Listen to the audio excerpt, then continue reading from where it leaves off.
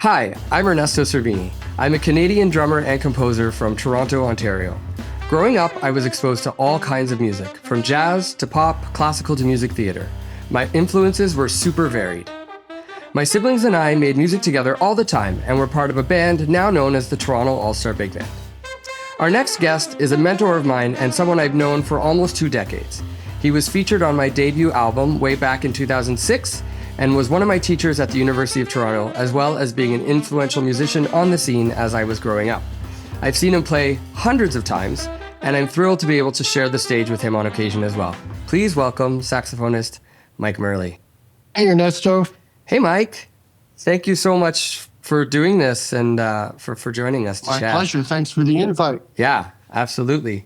Okay, so I would love to talk to you about kind of your early days in music and growing up, on the East Coast, and how you discovered music and kind of fell in love with this crazy thing we do. Yeah, I guess it all starts with my family. I'm very lucky to have had a very supportive parents, and my dad was a semi-pro musician. He was a school principal, but he played some guitar and bass, and my mom played some piano. So they very supportive, and I was very lucky. I'm from a small town, Windsor, Nova Scotia, which is about an hour from Halifax. Okay. And there was a guy named Brian Johnston who started a high school band program just as I was entering grade 7. So, and he became very good friends with my dad too. So he played piano and trombone, and there ended up being jam sessions at our house too, all the time. So Yeah. I was very lucky. And I guess and then another important thing about that band is that when I was in grade 7, we went to Toronto to one of it was like Music Fest. Mm-hmm. It was called the Canadian Stage Band Festival then. And I got a chance to hear Phil Nimmons' band. And then the next year we went back and I heard the Boss Brass. And so it was like, when you're that age and it's like from a small town, you've never heard anything like that live. That was a big inspiration for me. And it kind of was like, that's what I'd like to do. I kind of got an idea about that early on. Mm-hmm. That's so wonderful. Yeah. And you have siblings? You have Yeah, my brother too. He's a good trumpet player. Once again, he's not a professional, but he's very good. He still plays. He does gigs in the Annapolis Valley. Yeah. That's great. So you go to high school and you start playing in this band program. Were you always playing saxophone? Did you start on piano or? I did take some piano lessons when I was quite young, but unfortunately I quit when I started playing hockey and all that stuff. But yeah.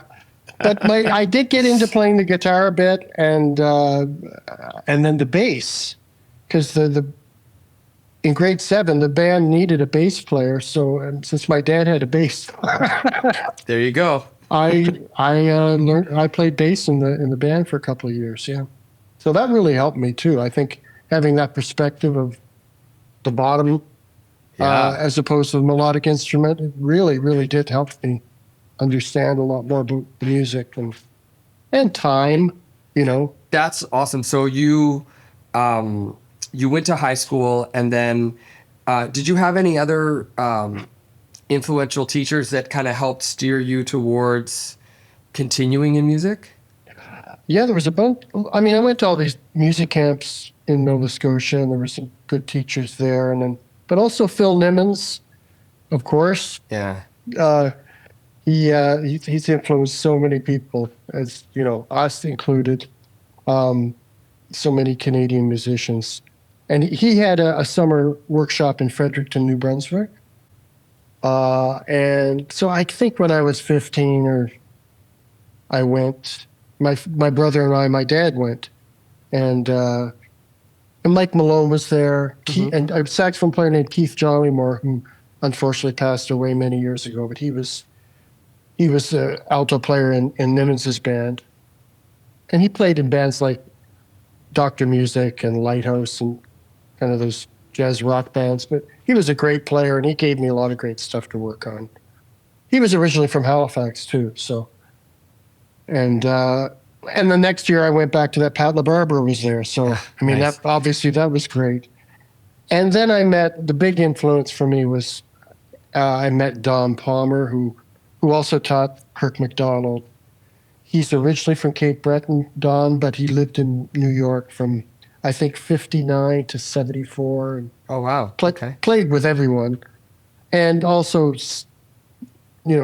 studied with Lee Konitz and Lenny Tristano and other people. But it was really good timing for me to meet him, because I'd also been at a Jamie Aebersold camp too. So I was getting a lot of information. Yeah.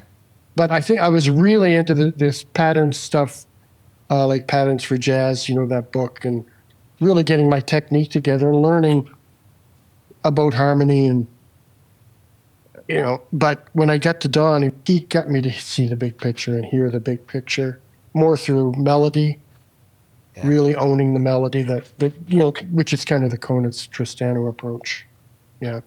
Yeah. Well, and I still hear that in your playing to this day. You're such a melodic player. And it's interesting. Now, another teacher I had a little later on was Liebman, Dave Liebman, right? And there's a guy who's really into the transcription, as you know, because you studied with him too, right? Mm-hmm. At the Manhattan School.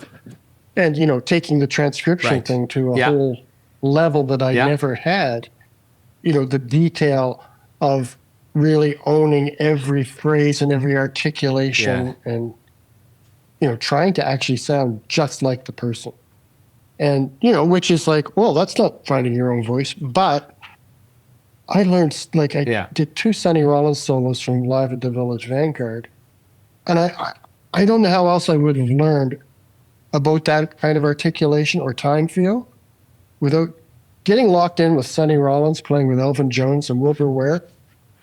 I mean, that's deep. That's not in a book, right? Yeah, absolutely. It's the oral tradition. And then later on, he got me to do it with Wayne Shorter, Miles Smiles record, which is a whole other thing. Yeah. And I just learned, and there was a little while where I sounded a lot like Sonny Rollins, probably too much. And I had a little too much Wayne for a while, but now they're just influences. Yeah.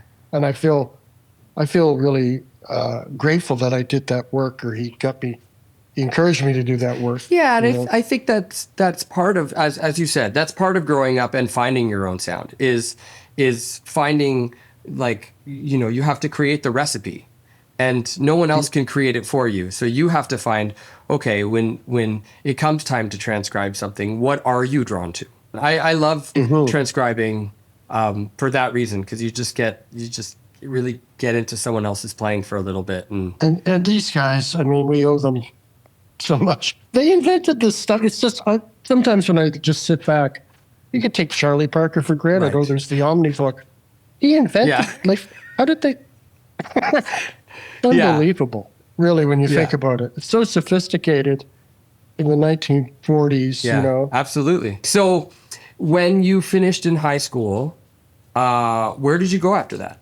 Yeah, so, I guess I was also lucky growing up. I was playing a lot of gigs in Nova Scotia on the bass, like in country bands and rock bands. And eventually I was playing some saxophone in some kind of more funky kind of bands. It was the 70s, right? But I eventually went to Acadia University for 2 years. And it was a music ed program, but, I was still playing a lot, practicing a lot, and studying with Don too. And but then he encouraged me to move to Toronto, which I did when I was 19. And I went to Humber for a year, but at that time, Humber didn't offer a degree program, so I switched over to York and finished my degree at York, my undergrad degree. Okay. And, by the time that was over, started to meet people in Toronto and was kind of on my way. And I went to Banff. Went to Banff a couple of summers in there too, as like a lot of Canadian musicians.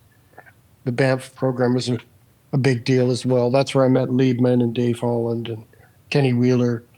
So that was pretty great too.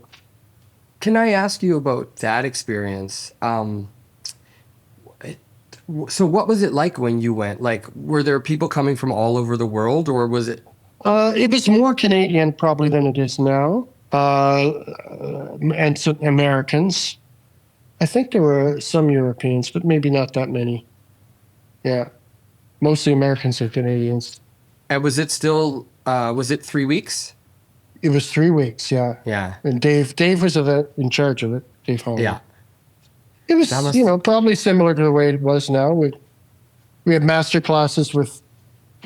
I was with Liebman, or Yeah. bass players were with Dave Holland, and then we would play in ensembles, and a faculty member would do a lecture. So then, once you finish at York, you're in your early 20s. Did you just kind of started playing? And did you start doing a bunch of touring as well, or was it? Well, that's also where I met Richard Underhill and Stitch Winston, and the Shuffle Right. Demons kind of Right. took over my. It was great. I mean, Yeah. I think in '85 we went to Europe and Oh we my busked gosh. for 3 months. Sorry, I was gonna say when you started with the Demons, was it was just saxes and drums? On the street, yeah, Yeah. when we were busking, yeah. And then we started to do gigs indoors and record, and it became this thing. We did videos, and, it was a blast. I mean, Yeah. but it kind of took over my life, and I did want to do other things. And so I guess I did that for 4 years off and on. But Perry White took over for me in '89, I think. Okay. And I was also starting to play with Time Warp and do some of my own gigs during that time. And I went to New York on a Canada Council grant in '88, '89. So, Yeah. yeah. It'd be interesting to do a study of all the Canadian musicians that have gone to New York on a Canada Council grant Yeah. and who they studied, because that's like, I mean, there's a lot of us that have been lucky enough to have that Yeah. opportunity, and Yeah, it was huge. what an opportunity. I didn't really want to go back to school, but I wanted to study with Liebman a little more and Dave Holland. And I also got to know Lovano a bit then, too. So I had a couple of lessons with him and just hung out. I did a few gigs and lots of sessions, and had an apartment down there for, I guess, about a year and a half. Yeah, great.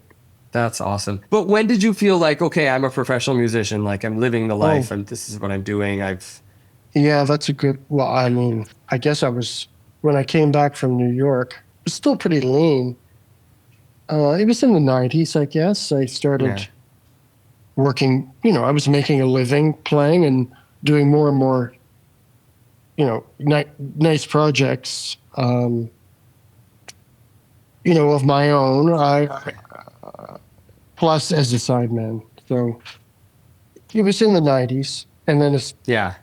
I was getting pretty busy in the late '90s between Metalwood. That was this other band more of a electric jazz band. It was kind of based in Vancouver. But I was also playing with Rob McConnell's band then. And then David Braid started doing things. So I and that's around when I was playing with Ed Bicker too. So I was balancing a lot of different things, like, we all do, but. Yeah, that's a lot. That's 4 And I was pretty teaching, big. Yeah. So. Were you at U of T already, or were you? I was teaching part-time at U of T in '93. So that was nice. And then when did I go to York? York, 2005, I went up to York, and I had a full-time gig there for a few years.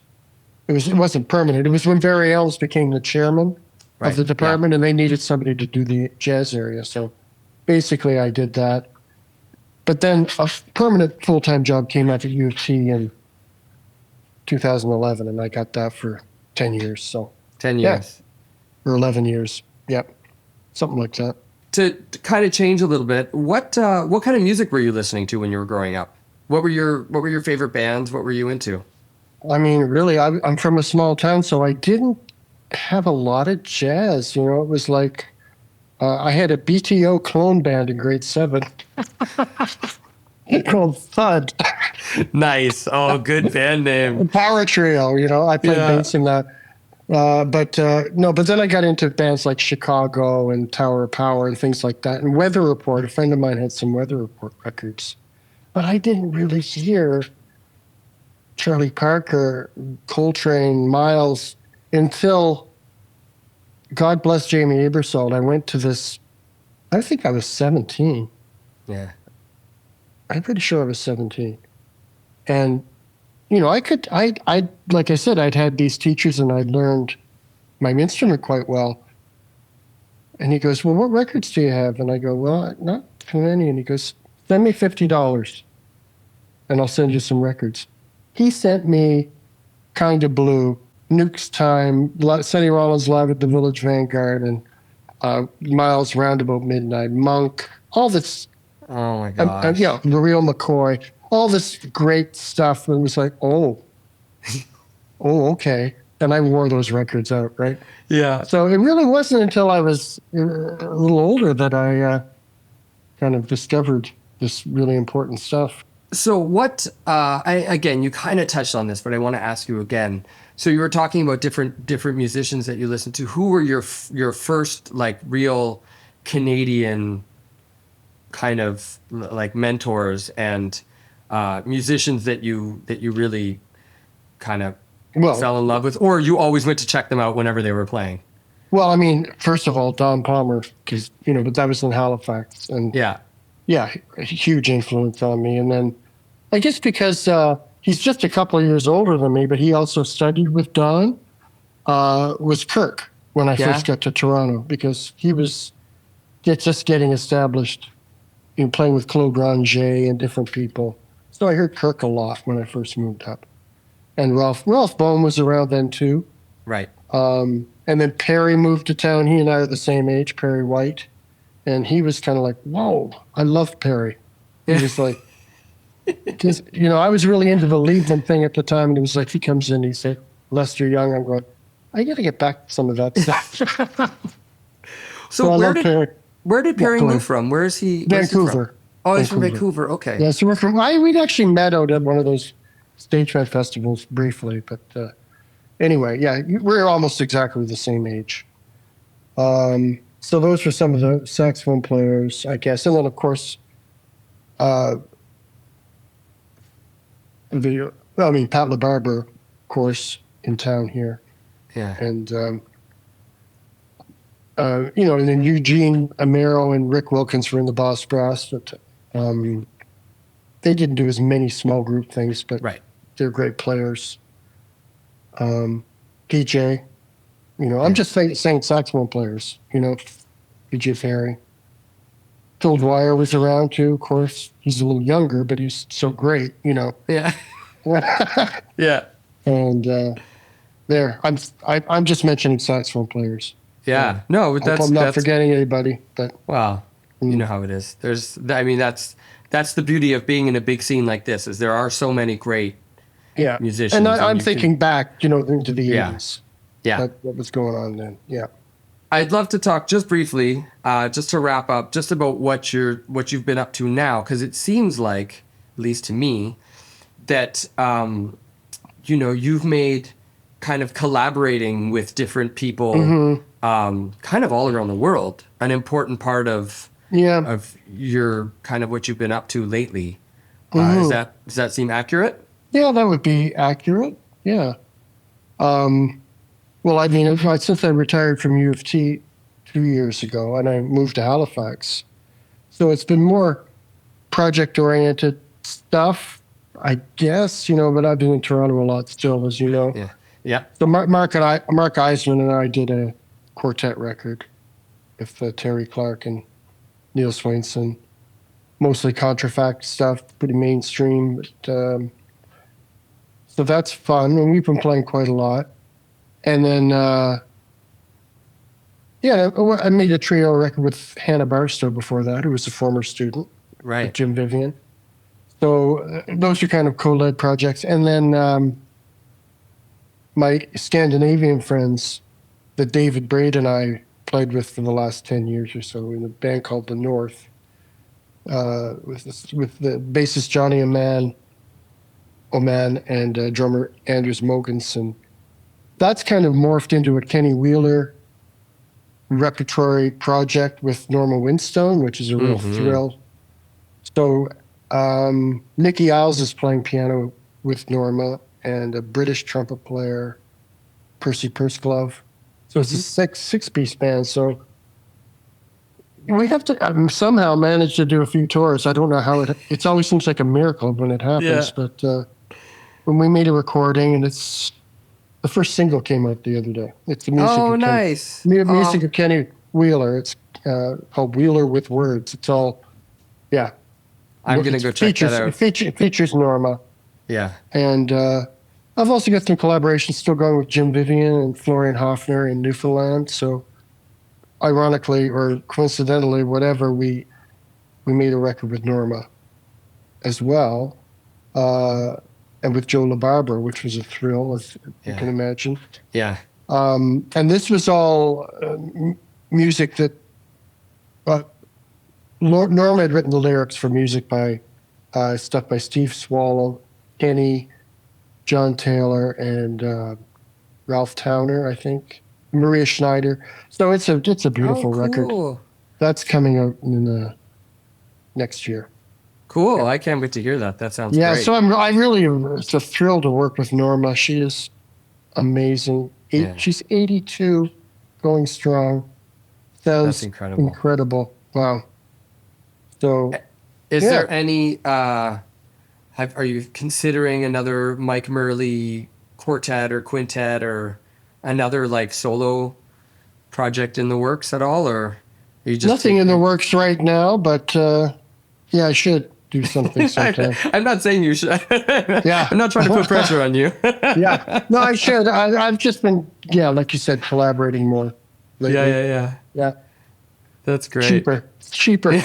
Oh, I know. And it's a hell of a lot less work when you don't have to do it all yourself. It's nice that, It's nice to share. It's good to have somebody to share it with, Yeah. Yeah.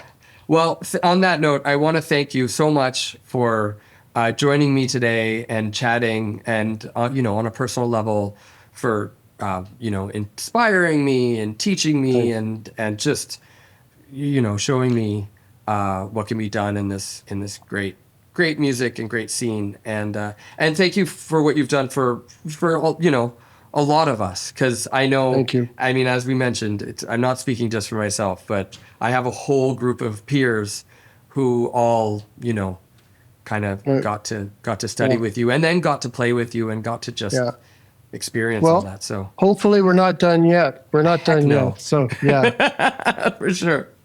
Anyway. Well, thank you, Mike. Okay, thank you. We'll hopefully we'll play with you sometime very soon. Okay, thanks a lot, Ernesto. Okay, Much thank appreciated. you. See you later. Bye-bye.